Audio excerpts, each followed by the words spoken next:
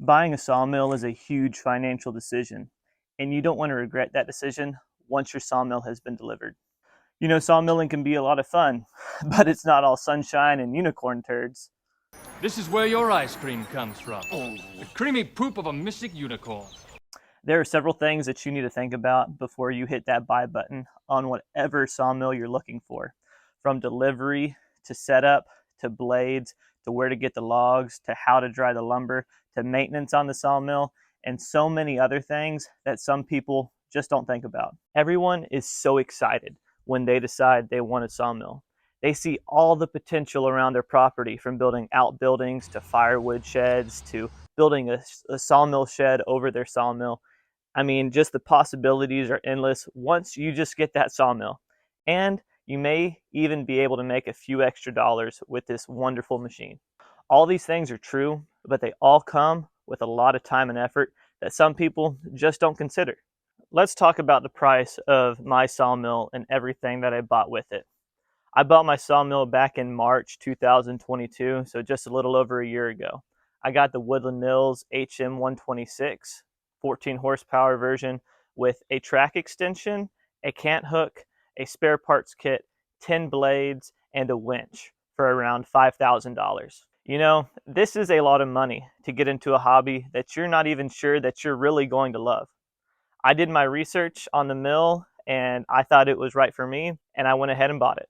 My mill arrived pretty quickly. It only took 3 weeks, but was it actually delivered? R&L Carriers delivered my mill. They called me a day before they were supposed to bring it to my property. They said that they wouldn't be able to access my property because it was too secluded. Now, I do live on a piece of property that is secluded, but I have a road leading in and out, and it's not a big deal at all. Gravel trucks, concrete trucks, and so many other heavy machinery have accessed my property before, and I don't think R&L Carriers would have had a hard time delivering my sawmill. But they said they couldn't do it. So they said that they could meet me in town and they could put it on my trailer. One problem, I didn't have a trailer. So I had to go and borrow a trailer from a friend. And a day later, they said, "Hey, where do you want us to meet?" And I said, "Hey, we can meet in the Dollar General parking lot." And there's a lot of Dollar Generals to choose from here in the South. So I told them specifically which one, and they actually met me there at the time that we planned on. But that wasn't everything that had to happen. See, the guy had a very hard time getting the mill onto the trailer. It took him over an hour to look at me and say, "Hey man, I can't do this. I'm going to have to take it back to Memphis so we can figure out a solution to this problem." I said, "No, I think that if I help you, we can put this on the trailer and I won't have to wait, several days for us to figure out how to do this." So with my help, we decided to just put it on the lift ramp sideways, bring it down, and put it on the back of my trailer. If you know anything about loading trailers, you want all the weight in the front of the trailer. If it's in the back of the trailer, it does not travel well. So I had to go very slow getting it home, and it was very sketchy, but I finally did get my sawmill home. The setup for my sawmill was super simple. If you have any experience building with Legos, you won't have a hard time setting up this mill. It was pretty much a life-size Lego set. However, there are a few things that I would recommend before your sawmill gets delivered that I didn't do. I would recommend building a permanent base, whether that is a concrete slab or a post and beam structure like I eventually built. But all I did for my setup process was put some concrete blocks and pavers down, and that was a huge mistake. You see, whenever I put a heavy log on the mill, the blocks would kind of sink into the ground and the mill would come out of level, and it was just a pain in the butt. For over the past year, I was having to deal with that. You have to make sure that your mill is perfectly level. So it took me 5 hours to do my leveling for my sawmill whenever I first got the mill, and the concrete blocks kept getting unlevel and they kept sinking into the ground. So my mill would go up or it would go back, and obviously that would get my mill out of level, so I'd have to re-level it, and it was not fun. So I would recommend for sure doing a permanent base before your sawmill arrives. Let's talk about the sawmill head. The sawmill head is very heavy. It says that 2 people can put it on the tracks by hand, and I did not find that to be true. I'm definitely not the strongest guy by any means, and I invited my other friend who is a pretty strong dude, but we were not successful in putting this sawmill on the tracks by hand. We tried tilting it and putting it on the tracks. We tried putting it on blocks and building it up and then putting it on the tracks, and it just was not working. So what I had to do is I had to ask my neighbor for his help. He has a tractor, and obviously that was able to lift it and put it on the tracks, no problem. I didn't have a tractor at the time, so I couldn't do that. So if you don't have a tractor or access to a bunch of burly guys in your area, that is definitely something to consider about how you are going to put the sawmill head on your tracks. Congratulations, you have your mill set up. Now you need some logs to mill.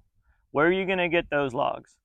I live on a piece of property where I have access to a few trees that I can cut down, and that's how I'm able to get logs.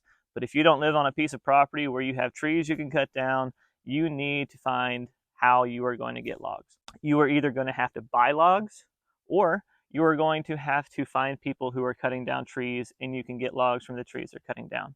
The way that I have been hauling logs for the past year is I've been using my truck and a little trailer. I've been winching the logs onto my trailer and then driving them to my sawmill. That's been working all right, except for whenever it gets really wet and my truck gets stuck, but I've been having to find creative solutions to get around that problem. But there's always problems that you're going to have to deal with whenever you are getting logs, and those are the problems that I have to deal with. All right, now that you have the mill and you have the logs, you now have to deal with the whole blade solution. I had no idea how fast these sawmill blades would dull whenever you cut logs. I'm able to cut about 5 pine, cedar, or poplar logs with one blade, but if I'm cutting any kind of hardwood, which I did for the first time the other day, forget about it. I was only able to cut one good size white oak log with a blade before it needed to get changed. You can tell whenever blades need to get changed because the wood starts to get dips in it. The blade kind of travels a little bit more, and it's a lot harder to push through the log. So you have a few options for blades. You can get higher quality blades that are more expensive. You can get lower quality blades that I got whenever I bought my sawmill that don't last as long but are cheaper. You have a few options whenever your blade gets stole.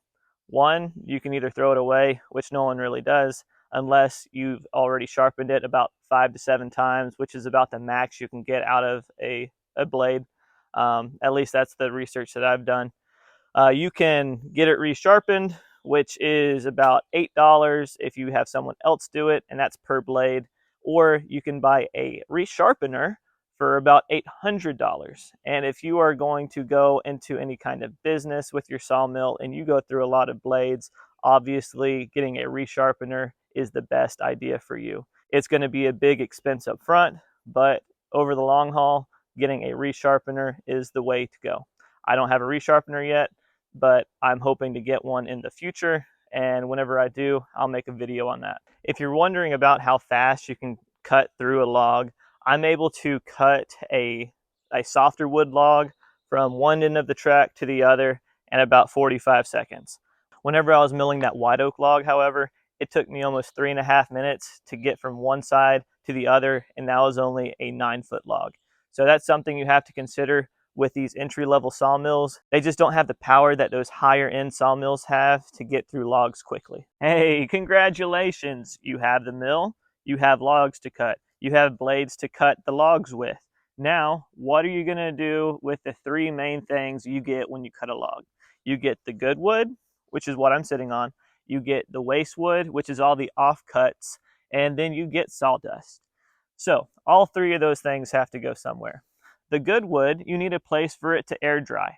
Whenever you let wood air dry, it normally takes about 3 to 6 months for softer woods to get to a moisture content where you can use it for interior purposes or for furniture. However, the harder woods take 1 to 2 years in order for it to air dry to a moisture content where you can use it for furniture. You're like, man, that is a long time. But there is a solution to that. You can build a kiln. If you decide to build a kiln, where are you going to put the kiln? The kiln significantly decreases the time the wood has to dry. You can build a solar kiln, which is what a lot of people do, or you can build a dehumidifying kiln, which is what I'm hoping to do. And if you want to follow along in that process, be sure to subscribe so you don't miss those videos. I'm looking to do that this summer. So how about the waste wood? I have sold my offcuts for $20 for as much as you can carry. Some people bring trailers, they load it up, and I just take a $20 bill from them, and it's no big deal. Sometimes I burn the wood. If I have too much and I don't want to wait on people to come get it, I just burn it. And then sometimes I cut it into firewood, and that's a pain in the butt, so I normally resort to option 1 or 2. So how about the sawdust? The sawdust gets on everything. It gets on your sawmill, it gets on your tools, it gets on your clothes, it gets all up in the air, all those fine sawdust particles, and then those get into your lungs, and then you're sneezing and blowing sawdust out your nose for the rest of the night. There's 3 main things that people do with their sawdust. 1, they use it in their compost pile. 2, they sell it as bedding for like animals and other things like that. Or 3, they just throw it in the woods. And that's what I do. So that's how I deal with my sawdust. Oh, sorry. I was imagining I was driving my lifted F-150 because that's as close as I'm going to get to driving one if I'm thinking I'm going to make a lot of money off of my sawmill. So you may think that owning a sawmill is a get-rich-quick investment. I have not found that to be the case, and that very well could be on me. I have sold a few things like mini planters, serving trays, and coasters. I've built some bigger planters, and just a few little odds and ends. I might have made a little over $1,000 with the things that I've sold with my sawmill in over a year. But I was thinking I was going to be able to sell these high-end tables with live edge, white oak wood, and all these other things. And that very well can be the case for me in a year or two, but I just didn't take into account how long it was going to take for the wood to dry. I have plans of building a kiln, like I said before, but until that wood is dry, you can't build furniture out of it. You have to wait for it to get to a moisture content where it's not going to split and crack and warp and twist and bend on the customer. And that's just something that I really didn't think about that I should have, and that's on me whenever I was thinking about buying a sawmill. So those furniture projects I was talking about, the wood needs to be about 10% moisture content. But for outdoor projects, which is what I've been doing over the past year, you can do it right away with wet wood off the sawmill. But the wood will shrink and crack, but that's just something that you have to consider. I have built a floating dock, I have built a firewood shed, I have built a dumpster, I have built the sawmill shed that's behind me, I have built, what else have I built? I've built a gate. There's so much potential for these outdoor projects with owning a sawmill.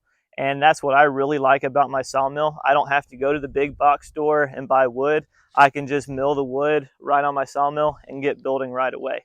So if that's what you're looking into, then owning a sawmill may be right for you. But like I said before, the wood will shrink and crack. I just fill those cracks with some brown caulk, and it normally matches pretty well, and it doesn't really bother me. But with the projects that I've made, I may have built over a few $1,000s worth of outdoor projects that have saved me that money.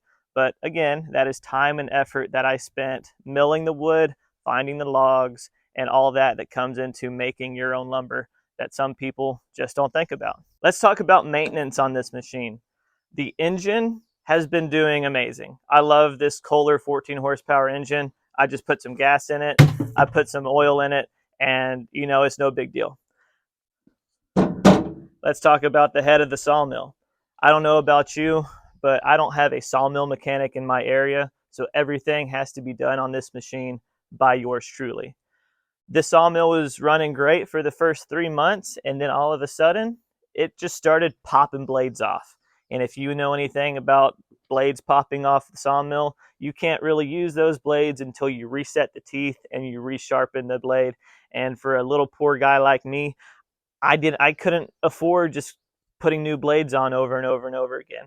So I actually didn't run this machine for probably close to 3 months, unfortunately, because I was just so defeated and I couldn't figure out why my blades kept popping off. I would go on Facebook and ask questions. I would go on YouTube. I would go on Google. I contacted Woodland Mills. I couldn't figure it out.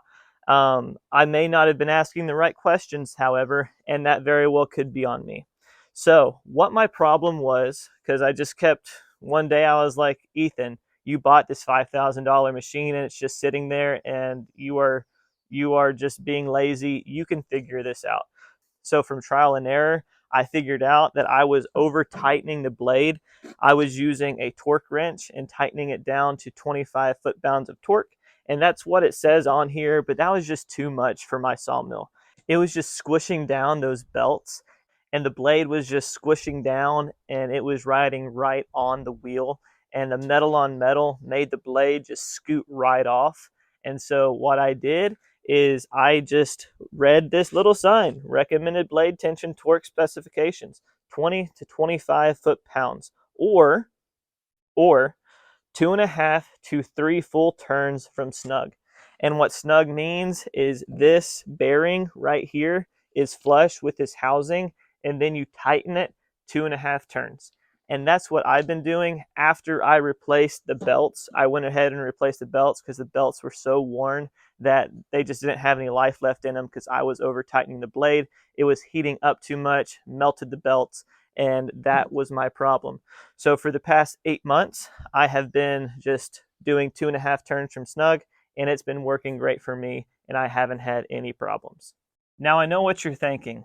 Man, this guy sounds really negative in this video. Does he not want me to buy a sawmill? Of course I want you to buy a sawmill, if that's what's right for you. But I just wish that I saw a video before I bought my sawmill that just was super honest about what owning a sawmill was like. Would I buy a sawmill again if I saw a video like this? Of course I would. I love my sawmill. It's been very good for me. I've been having a lot of fun with it. I've made this YouTube channel around it, and I've learned a lot about myself. I learned that I can be very lazy when it comes to getting outside when it's 1,000 degrees and wanting to go cut a tree down and put it on the mill and the sun's shining on you, and you're just like, man, I could be inside watching Netflix right now, but for some reason I'm out here doing this. I've also learned that I can be very determined when it comes to starting and finishing a project. If I, put my mind to something and I'm like, man, I need to get this done by this date so I can put a video out for my Tuesday videos, then I seem to get it done. It took me a little while to get to that point, but I'm finally here. And I have so much more to learn about this machine. And if you want to follow me on the journey of building my kiln, learning more about my machine, and hopefully one day putting a cabin on my property, then I would really appreciate you hitting that subscribe button, and I'll see you in the next one.